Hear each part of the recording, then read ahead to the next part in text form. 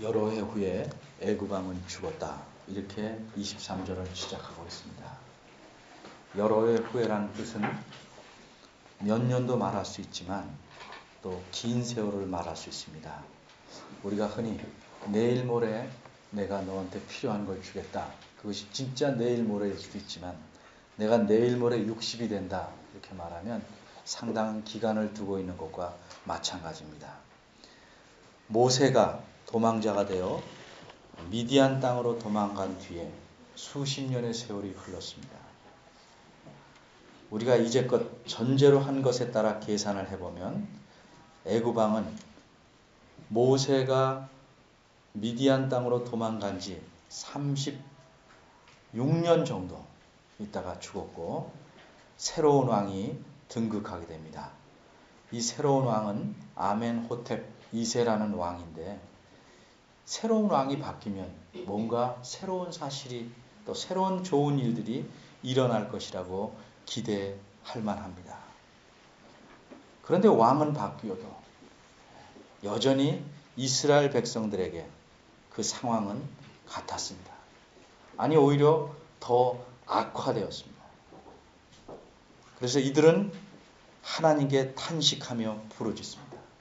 이 힘든 정말 살기 힘든 육체적 고욕, 핍박, 압제 정말 매일같이 욕먹고 얻어먹고 눌리고 사는 이 삶에서 벗어나게 해달라고 하나님께 부르짖게 됩니다. 어려움이 닥치면 사람은 누구나를 의지하게 됩니다. 이 사람들도 이스라엘 사람들도 마찬가지입니다. 그런데 이 사람들이 왜 이제야 여호와께 이제야 하나님께 탄식하며 이 힘들다고 한숨 지으면서 부르짖는가? 이 사람들이 더 악하거나 더 미련해서 그런 것은 아닙니다.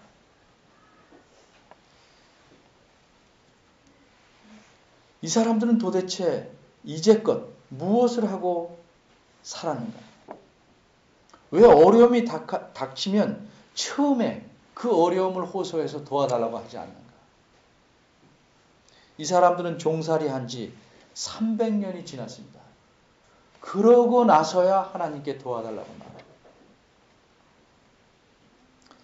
물론 개인적으로는 일찍부터 하나님께 간구한 사람이 있겠지만 이스라엘 자손이라는 전체적인 면을 볼 때 300년이 지나서야 하나님께 도움을 구할 줄 아는 하나님에 대한 바른 인식이 겨우 생긴 것입니다. 사람이 바뀌는 건 정말 쉽지 않습니다. 교회도 마찬가지입니다. 교회가 어느 수준에 이르게 하나님을 의지하는 것은 긴 세월을 필요로 합니다. 이 사람들은 그러면 그 긴 세월 동안 무엇했을까? 에스겔 20장 7, 8절에 보면 이런 말씀이 있습니다. 하나님께서 그들에게 말씀하기를 너희를 현혹시키는 우상들을 버리고 그 이집트, 애굽의 모든 우상들로 더럽히지 말라. 내가 너희의 여호와, 너희 하나님이다 했지만 그들은 내게 반역하고 내 말을 들으려고 하지 않았다. 어느 누구도 그들을 현혹시키는 우상을 내버리지도 않았고 이집트의 우상들을 버리지도 않았다. 그래서 내가 애굽 땅의 한복판에서 그들에게 내 진노를 쏟아붓겠다고 말했다. 하나님이 이렇게 말씀하실 정도로 그들은 자기네들의 어려움이 닥쳐도 무엇을 의지했냐면 우상을 의지했습니다. 도울 수 있는 힘이 하나도 없는 우상을 의지하면서 300년을 버텨왔습니다. 여러분은 왜 그렇게 미련한 삶을 살까라고 생각할지 모르지만 오늘날로 말하면 나를 의지하라는 하나님 앞에 늘 내 재물, 내 권세, 내가 버는 무엇, 내가 가진 능력을 의지하는 것과 마찬가지입니다. 우리가 비록 절이나 다른 교훈은 섬기지 않지만 예수님 말씀대로 우리 안에 늘 두 가지 신이 있습니다. 하나님이냐 아니면 재물이냐. 이 둘을 주인의 위치에 놓는다는 건 그만큼 막강한 영향력을 미치기 때문에 그렇습니다. 두 주인을 섬길 수 없다. 하나님을 섬기든지 재물을 섬기든지 택하는 것인지 둘을 적당히 섞여서는 아무것도 섬기는 것이 아닙니다. 우리 삶을 돌아다 보면 우리는 하나님을 섬긴다는 건 말뿐이지 실상은 재물을 더 의지하고 삽니다.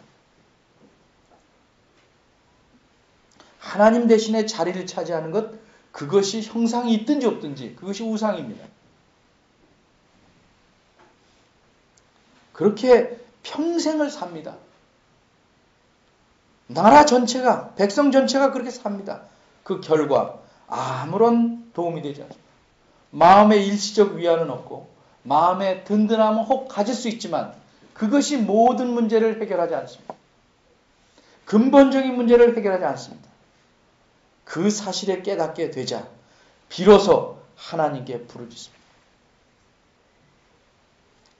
여기서 부르짖다, 부르짖는 소리란 말은 도와달라는 부르짖음입니다. 그냥 아프다고 아 소리 내는 게 아니고 도와달라는 부르짖음.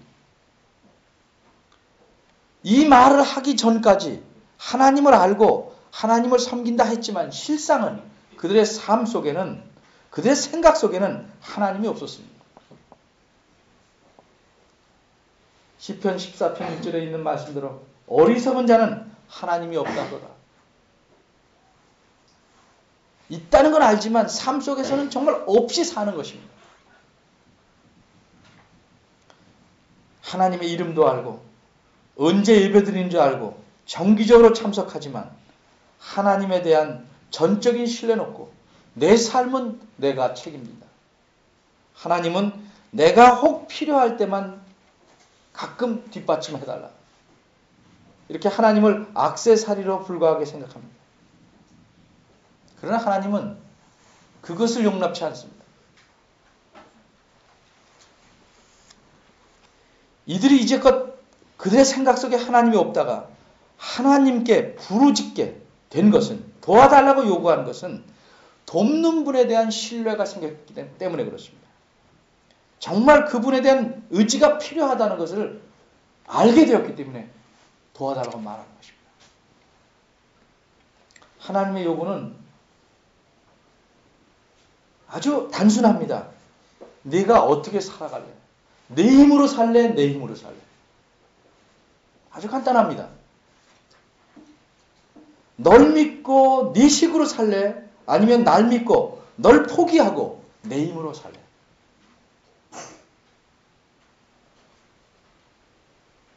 종종 안 될 줄 뻔히 부모가 아는데도 우기고 해보겠다는 아이들이 있습니다.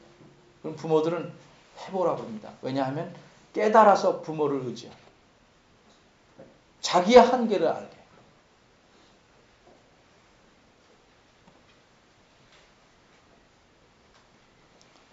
그런데 여기 23절에 보면 이들이 수많은 세월 동안 우상을 의지하고 살았다든가 어떤 상황 속에 있었다든가를 지금 제가 설명한 것처럼 자세하게 말하지는 않습니다.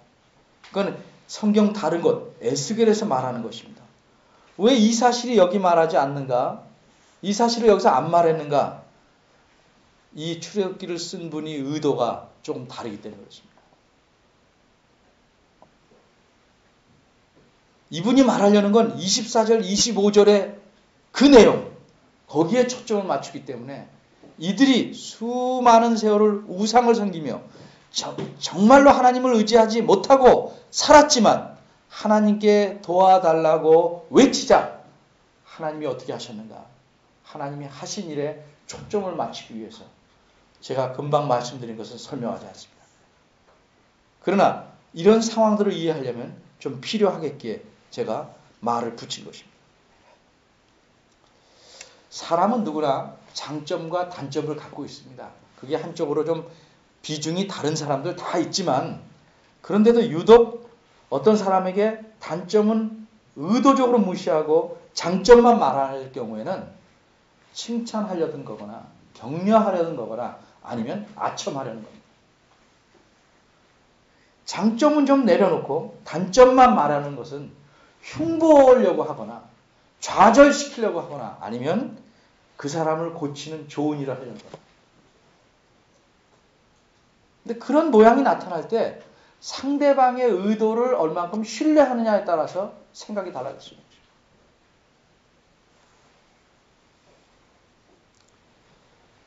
기록자는, 성경을 기록하는 분들은 늘 하나님에 대해서 초점을 맞춰서 말합니다. 24절에서부터 25절까지는 하나님이 하신 일을 써나는데 우리말에는 하나님이 한 번밖에 안 나옵니다.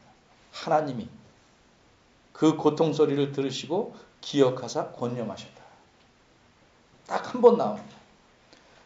이 말은 우리말 성경에서 우리말에 자연스럽게 하려고 이렇게 했는데 기록자의 목적을 잘 드러내지 못했습니다. 이 짧은 구절에 하나님이 4번 나옵니다. 하나님이 하신 일을 강조하려고 4번이나 의도적으로 씁니다. 우리가 종종 자녀한테 그러죠. 내가 너 낳았고 입혔고 공부시켰다. 그런데 너 나한테 그럴래? 이렇게 말하지만 좀 더 강하게 말하면 내가 널 낳았다. 내가 널 입혔다. 내가 널 공부시켰다. 내가를 강조하면 여러 번 말해서 자신을 드러내는 것이죠. 내가 이렇게 했다. 지금 요 24절에 25절은 하나님이 4번이나 나와서 하나님이 그렇게 하신 분이라는 것을 굉장히 강하게 강조하고 있습니다. 우선 하나님께서는 이렇게 도와달라는 부르짖음에 대해서 어떻게 하셨는가?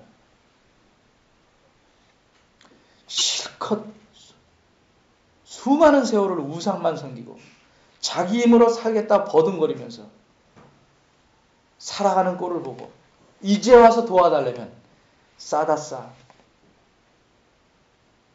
좀 더 고생해봐라 하고 내버려 두실 수도 있는데 아니면 나하고 너하고 담싼 지 오래됐다.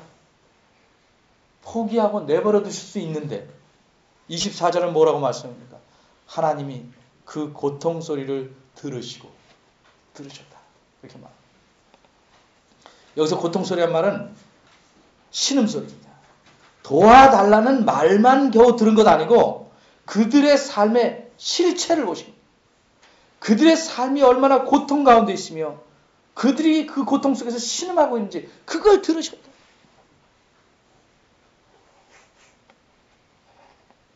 도와달라는 말을 듣고 하는 것과 그가 처한 상황을 잘 보는 것과 아는 것은 훨씬 다른 겁니다.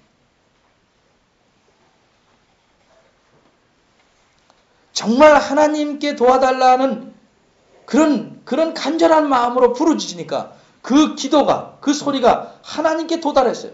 하나님께 올라갔어요. 그리고 하나님이 그들의 신음소리, 도와달라는 소리를 들으셨어요. 훗날, 먼 훗날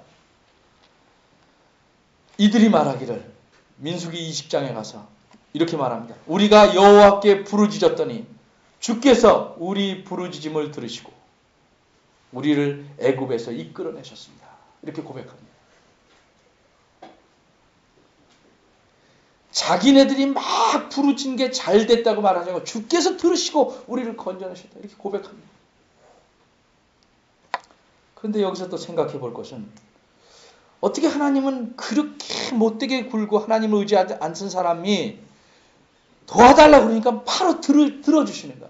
어떻게 그렇게 바로 들어주시는가? 어떻게 그들의 도와달라는 그 부르짖음을 들으실 수 있는가?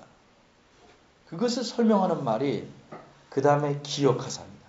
거기에 원문에는 하나님이 그 고통 소리를 들으셨다. 하나님이 기억하셨다. 이렇게 나옵니다. 하나님이 기억하셨다. 우리말은 목적어가 먼저 나와서 무엇을 기억했다 이렇게 나오지만 히브리어는 보통 이 뭐뭐 했다가 먼저 나와요. 그리고 그 다음에 그 한 분을 말해요. 그러니까 처음에 24절 보면 들으셨다 하나님께서, 기억하셨다 하나님께서 이렇게 나옵니다. 이 기억했다는 말의 의미를 잘 알아야 됩니다. 하나님께서 기억하셨다. 그럼 이제껏 잊었다가 소리를 지르니까 니네들 거기 있구나. 그때 비로소 잊었던 사실을 떠올리신 것인가? 사람은 그럴 수 있으나 하나님에게 기억했다는 말은 그렇게 쓰이지 않습니다.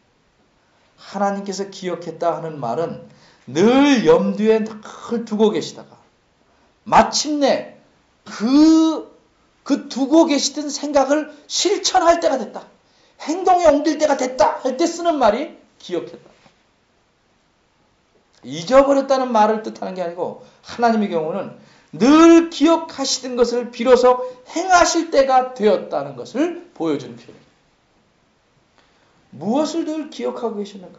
무엇을? 여기 보면 기억하사 바로 앞에 그 언약을, 자신의 언약을, 하나님께서 세우신 언약을 기억했다 이렇게 말합니다. 언약이라는 말 얼핏 들으면 약속이라고 생각하는데 이건 단순한 약속이 아닙니다. 그죠? 그래, 내가 그렇게 전에 말했지. 그러면 내가 난데, 내가 하나님인데 그 약속 뭐 지켜주지까지 거. 이렇게 기억했다는 말 아니에요. 별로 마음에는 지금 안 내키지만 내가 지키려고 그러는데 네가 계속 어겨왔잖아. 이제는 그걸 뭐 굳이 지키고 싶지 않지만 너는 어겼어도 난 지키마. 할 수 없이 마지못해서 기억했다. 그 약속을 지키려고 한다. 그런 뜻이 아니라는 것입니다. 우리말에서는 아브라함과 이삭과 야곱에게 세운 그분의 언약 이렇게 되어 있는데 이거를 좀 더 자세히 풀어 설명하면 이런 뜻입니다. 하나님께서 기억하셨다. 자신의 언약을. 즉 아브라함을 기억하셨다. 이삭을 기억하셨다. 야곱을 기억하셨다. 독특하게 말하고 있어요. 그 자신의 언약을 기억하는 것은 그 약속한 내용만 생각한 게 아니고 누구와 약속합니다. 아브라함을 기억하는 거예요. 아브라함. 바꿔 말하면 그 약속을 통해서 그들과 맺은 관계를 기억하시는 거예요. 관계를. 아브라함과의 관계. 이삭과의 관계. 야곱과의 관계를 기억하시다.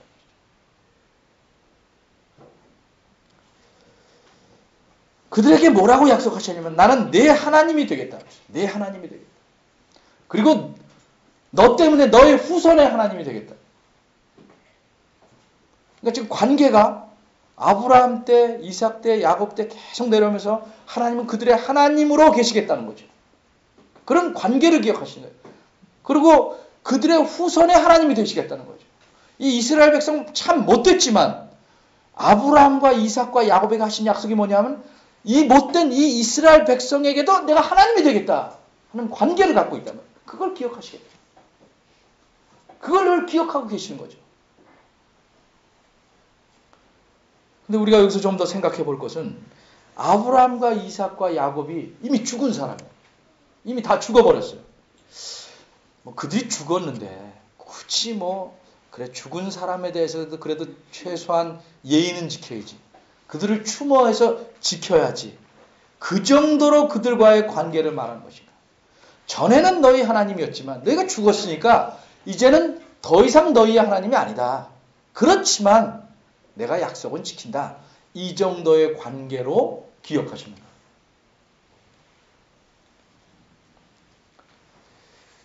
우리는 그렇게 쉽게 생각할 수 있어요. 그런데 오늘 본문에서는 드러나지 않지만 모세를 부르실 때 하나님께서 이렇게 말씀하십니다. 나는 아브라함의 하나님이다. 나는 이삭의 하나님이다. 나는 야곱의 하나님이다. 이렇게 말씀합니다. 그 말이 어떤 의미를 갖는가? 우리는 그냥 지나갈 수 있어요. 예수님 시대에 참 예수님에게 곤란한 질문을 한 사람들이 있어요. 그 사람들을 사두개파 사람들이라고 그러는데 그 사람들이 자기네들 유대인 풍속에 따라서 나타날 수 있는 아주 어려운 문제를 묻습니다. 마태복음 22장 보면 이런 말이에요. 유대인들은 우리는 좀 다르지만 그 형이 있고 형이 결혼하는데 자식이 없으면 그리고 형이 죽었어요. 자식이 없으면 형수가 둘째 그러니까 그 도련님이죠. 그죠? 둘째하고 결혼해야 돼요. 자식을 낳아서 첫 자식은 형의 자식으로 올려주고 이제 둘째부터는 자기 자식이죠. 근데 또 죽었어요. 그러면 셋째 동생하고 또 결혼해야 돼요. 그러니까 그런 일은 없지만 하여튼 이렇게 풍속에 있는 걸 가지고 계속 짓궂게 무는 겁니다. 그래서 7 형제가 다 자식 없이 죽어서 이 형수가 7 동생까지 다 해서 이렇게 동생 6까지 다 해서 7 사람의 아내가 되었다. 그럴 경우에 참 난감하죠. 그럴 경우에 이 다음에 하나님 나라에 가서는 누구의 아내로 살아야 합니까? 물었어요. 정말 난감한 대답이죠. 예수님 뭐라고 말씀하신지 아십니까? 너희는 성경도 모른다. 하나님의 능력도 모른다. 무식하니까 용감한 질문만 한다. 이 다음에 하나님 나라에서는 장가가고 시집가는 일이 없다. 그러면서 하신 말씀이 뭐냐면 나는 아브라함의 하나님이요 이삭의 하나님이요 야곱의 하나님이다라고 한 말이 무슨 뜻인지 아냐 이렇게 말해요. 나는 아브라함의 하나님이었다. 이삭의 하나님이었다. 야곱의 하나님이었다라고 말하지 않고 이다라고 말한 뜻이 무슨 뜻인지 아냐. 그들이 여전히 살아있기 때문에 지금도 그들의 하나님이다라는 뜻이다. 그들이 죽었으면 왕년에 그들의 하나님이었다지만 지금도 살아있기 때문에 그들의 하나님이시다라는 뜻이다.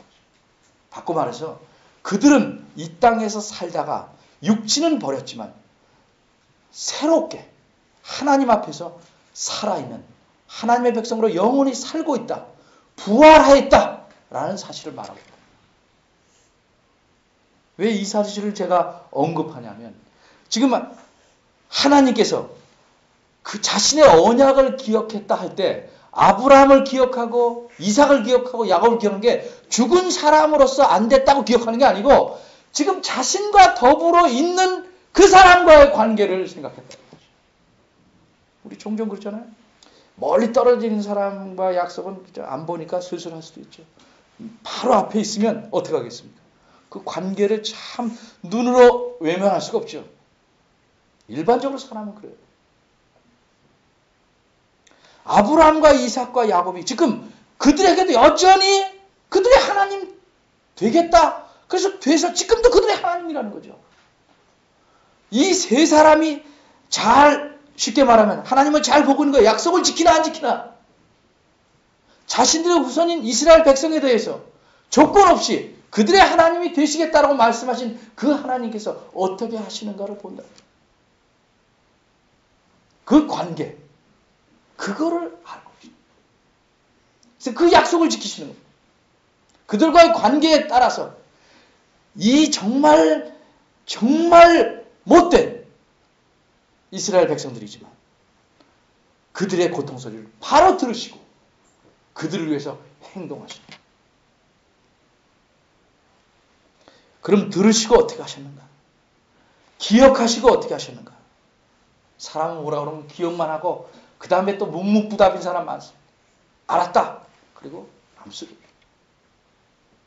뭐라고 또 재촉하면 알았다니까. 이렇게 막 시간을 걸려서 할 일도 물론 있지만 당장 해야 될 일도 늘 알았다니까 라고 밀어놓는 사람들 많이 있어요. 하나님은 그렇게 하시지 않아요. 25절은 권념했다는 말이 나오는데 이 말은 두 가지 말입니다. 보셨다 아셨다. 근데 이 말에 다 하나님을 집어넣었죠. 하나님께서 보셨다. 이스라엘 자손. 하나님께서 아셨다. 그 말을 듣고 그들을 보시고 그들을 기억하고만 만 게 아니고 그들을 이해하시고 그들의 마음을 살피시고 정말 그들의 심정 어려움을 좀 어려운 말로 체휼하시고 그들의 상황을 이해하시고 행동을 취하십니다. 그래서 모세를 부르시게 됩니다. 그런데 훗날 아까 말한 민수기에서 이스라엘 백성은 이 사건을 어떻게 이해했는가? 우리가 여호와께 부르짖었더니 주께서 우리 부르짖음을 들으시고 우리를 애굽에서 이끌어내셨다. 그 앞에 그 사이에 무슨 말이냐면 천사를 보내셔서 출애굽기 14장에 보면요. 애굽에서 빠져나오는데 그 바로 왕이 쫓아옵니다. 그냥 내버려 뒀다. 앞에는 홍해입니다. 사람들은 다 죽겠다고 난립니다. 우리 매장지가 없어서 이 홍해 앞 광야에서 죽게 만드냐. 난리입니다. 난리. 원망투성입니다. 이때 여호와의 천사가 사자가 뒤로 갑니다. 그들을 덮고 있던 구름 기둥이 뒤따라갑니다. 하나님께서 그저 나와라 이 정도 허락한 게 아니고 자신의 천사를 보내셔서 그들을 데리고 나오십니다.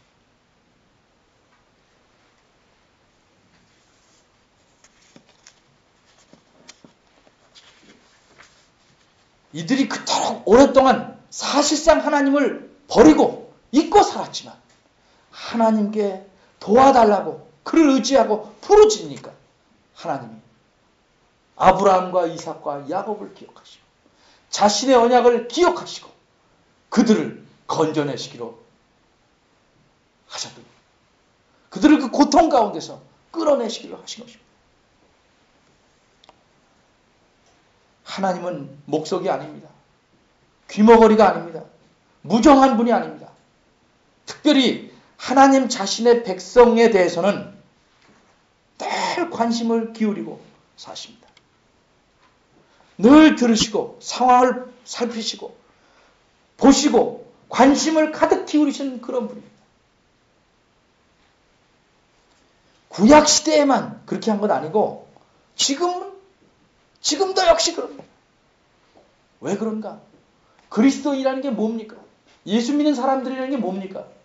하나님께서 자기의 아들이신 예수님을 이 땅에 보내서 죽게 하심으로써 얻어낸 사람입니다. 얼마나 소중한 사람입니다. 좀 쉬운 말로 물건 중에서도 그저 땡백화점에 가서 1,000원짜리 한 장 내고 2개 얻은 거는 잃어버려도 그만이지만 정말 비싼 데 가서 몇백만 원 주고 사온 것은 얼마나 소중하게 간직합니다. 목숨처럼 소중히 간직합니다. 자기 사랑하는 아들을 죽게 하심으로써 얻어낸 사람들이 우리들입니다. 그런데 하나님의 관심이 등 돌린 것처럼 그렇게 하시겠습니다.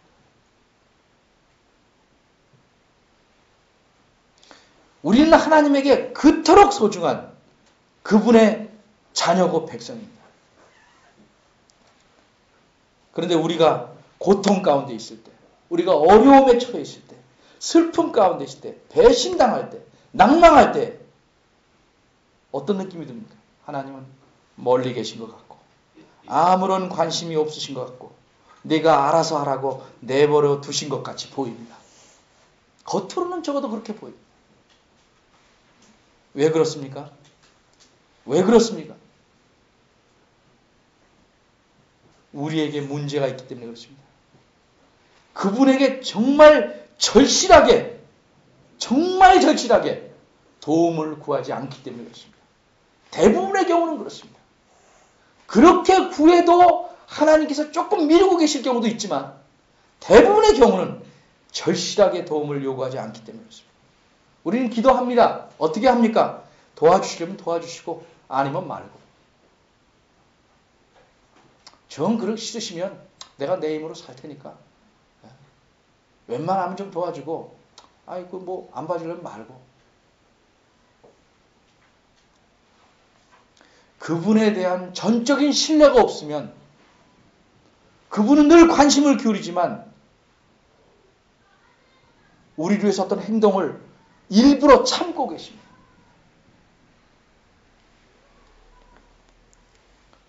전적으로 하나님에게 내 삶이 달려있음을 기억하고 알고 의지하고 기도하면 들어주십니다.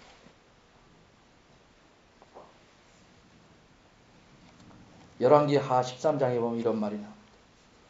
여호와하스 시대의 왕의 이름입니다. 왕도 문제지만 백성들도 엉망.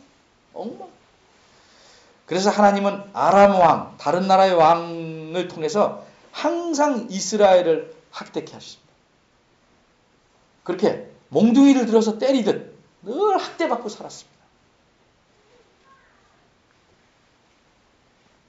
그런데 그 다음 구절은 뭐라고 그러면 그런데 여호와께서 아브라함과 이삭과 야곱으로 더불어 세우신 언약을 인하여 이스라엘에게 은혜를 베풀고 긍휼히 여기시며 권고하셨다. 이렇게 말하고 있습니다.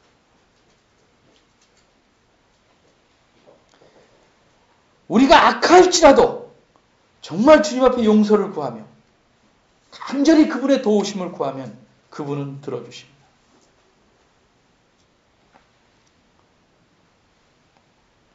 그분은 늘 우리를 기억하시고 우리가 그분에게 도움을 구하기를 기다리시며 그렇게 해서 우리를 참으로 거룩한 사람으로 키워가시기를 원하십니다. 이런 하나님이 우리가 믿는 하나님. 이 땅에서 살면서 이런 하나님의 보호하심과 인도하심을 가득 누리면서 사는 그리스도인들이야말로 가장 행복한 사람일 것입니다. 기도하겠습니다.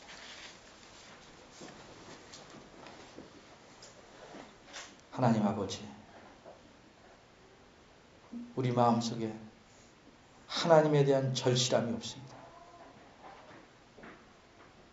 그저 내가 내 삶을 꾸려가는 것처럼 눈에 보이는 것들을 의지하며 삽니다.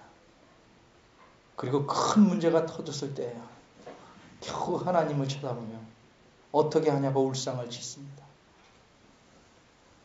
그럴 때에도 주님은 외면하시지 않지만 참 우리 심령을 바꿔주셔서 늘 하나님을 의지하고 하나님 앞에서 살아감으로써 우리의 삶이 하늘을 딛고 사는 삶임을 이 땅에서 배우게 하시고 경험하게 하시옵소서.